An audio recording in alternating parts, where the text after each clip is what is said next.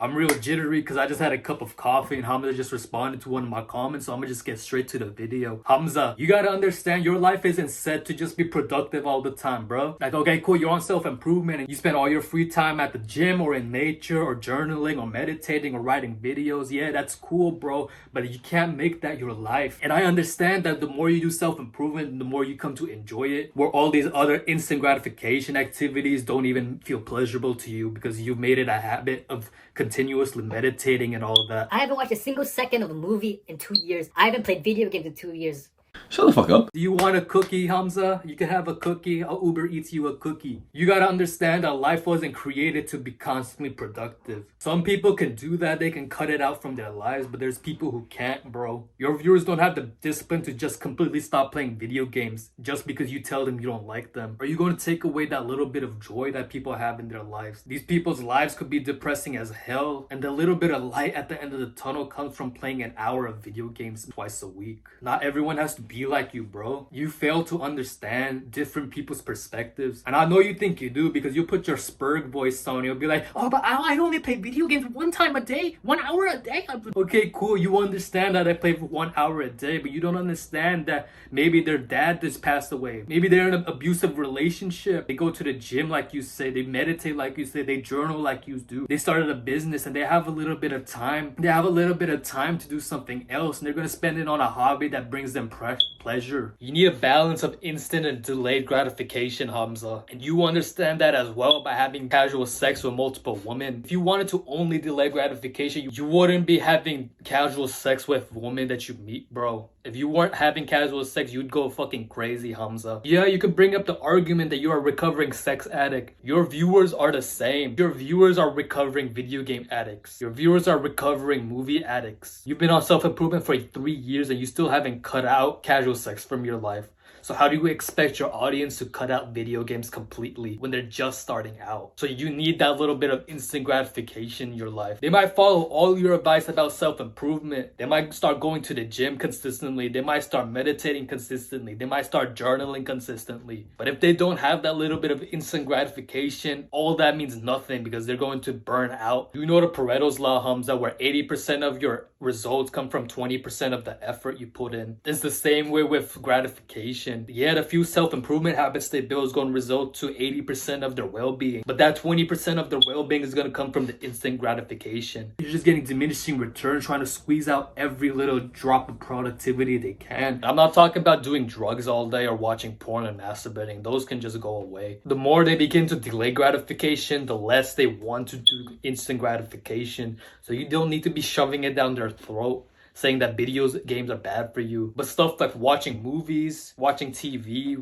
playing video games, these are activities that if you actually look at people's lives, you'll realize that it's one of the few things that they look forward to every day. They might be having these shitty ass lives. We're both brown, Hamza, so I know you're gonna relate to when I say that we both got our ass beat. We both got bullied for being brown. We both understand how fucked up it is to live in an Asian household. I wish I was white when I was growing up, and I would just wish to God, like, why wasn't I born like a white person? The only coping mechanism we knew at the time was to run away from everything. That you just want to run away from your life. Your viewers are doing the same. They want to run away from their life. They want to run away from their life, and they've somehow found your channel. And they start doing all these self-improvement shit. They stop smoking. They stop watching porn. They're starting going to the gym every day. But if you tell them to stop doing the one thing that keeps them going, that keeps them motivated to keep delaying gratification, bro, they're not going to do it. Some movies, not all of them, but some of them have stories. If you read a fiction book, you're reading it for the story, right? But it's not necessarily a bad thing. But if you watch a movie for the plot, all of a sudden it's bad. Or you're playing video games,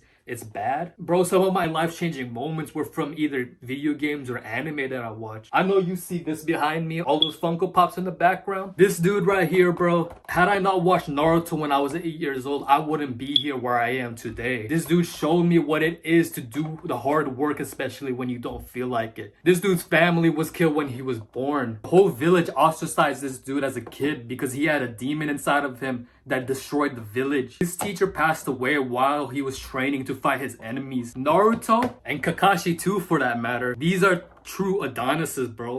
All the people who've watched Naruto, you guys understand when I say these two are the Adonis of Naruto, bro. You guys all seen this guy right here? He's in my profile picture. This dude, Stitch, he always felt like he was out of place. He didn't belong to society, and that's how I felt too. And seeing this little guy feel like that, bro, it made me feel like I'm not alone. And video games are shitty, bro. Yeah, I'm gonna agree with you on that. I've never played RuneScape, but I've played Minecraft before, and the amount of time I spent into Minecraft is so disgusting. I would come home and I'd play Minecraft for like 3-5 hours, then go to sleep, go to school, and repeat. And I did that from like when I was 12 up to I think 16. I would play Call of Duty every night with my friends, just wasting time. Those types of game, bro, those games are garbage. I agree with you on that. But there's games that actually tell a story. Red Dead Redemption, probably never heard of it because you don't play games. This game, I stopped playing games for like 4 years before I played this game. I played this game again and I'm like, holy shit, I never realized how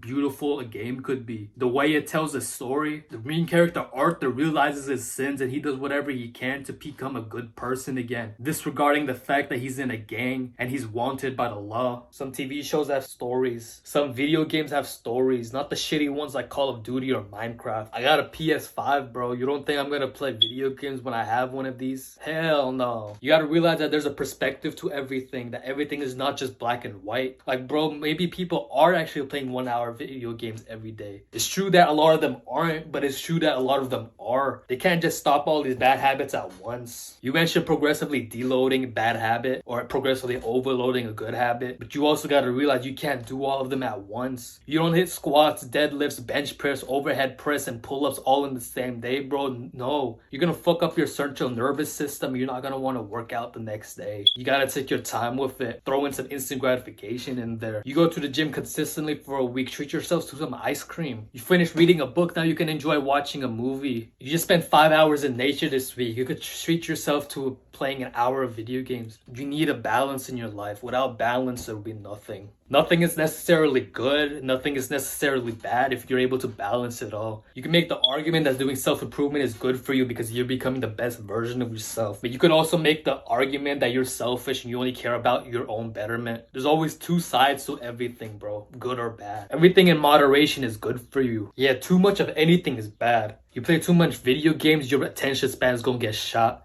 You drink too much coffee, you're gonna feel anxious all day. You go to school for 12 hours, you're gonna want to jump off a cliff by the end of the day. If you use a little portion of it, that little portion is gonna motivate them to keep doing what you're telling them to, Hamza.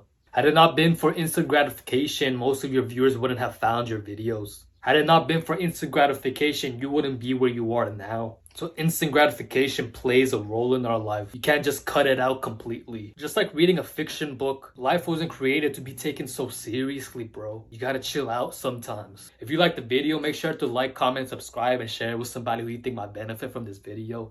My name is Aman. I make videos on self-improvement and all that good shit. And I'll see y'all later.